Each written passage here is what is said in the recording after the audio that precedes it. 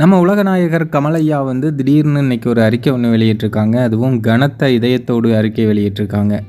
கனத்த இதயத்தோடு அப்படின்னு அந்த ஃபர்ஸ்ட் லைனை படித்த உடனே எனக்கு ஷாக் ஆயிருச்சு.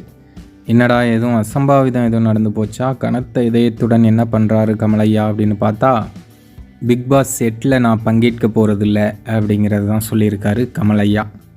7 சீசனாக நீங்கள் தந்த அன்பு ஆதரவு எல்லாத்துக்கும் மிக்க நன்றி அப்படின்னு மக்களுக்கும் நன்றி சொல்லியிருக்காங்க. விஜய் டிவிக்கும் நன்றி சொல்லியிருக்காங்க. பிக் பாஸில் பங்கேற்ற கண்டஸ்டண்ட்டுக்கும் நன்றி சொல்லியிருக்காங்க. ஸோ இதுதான் கமலையா வெளியிட்ட அறிக்கை.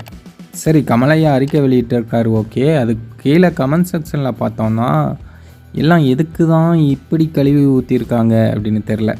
அதுலேயும் ஒரு சிலர் வந்து இனி சனி ஞாயிறு எபிசோடு வந்து நல்லாயிருக்கும் அப்படின்னு சொல்கிறாங்க.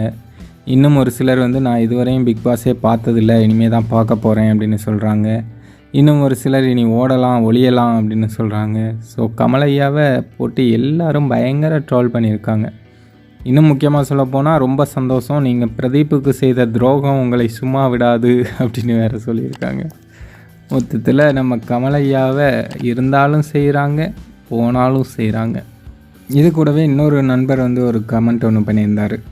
அன்று வந்து கட்சி நடத்த பணம் வேண்டுமே, இல்லந்தோறும் சின்னத்திரையில் சம்பாதித்த காசை வைத்து மக்களுக்காக நல்லது செய்வேன், கட்சியை வளர்ப்பேன் அப்படின்னு கமல் சொன்னார்.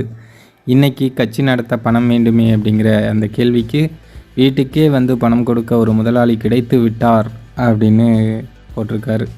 அந்த முதலாளி யார் அப்படின்னு தெரிஞ்சவங்க கமெண்ட்டில் சொல்லுங்கள். ஆர்ட் டைரக்டர் வந்து அந்த டிவியை உடைக்காமல் விட்டுருக்கலாம் அப்படின்னு சொல்கிற மாதிரியும் அவர் போட்டிருக்காரு.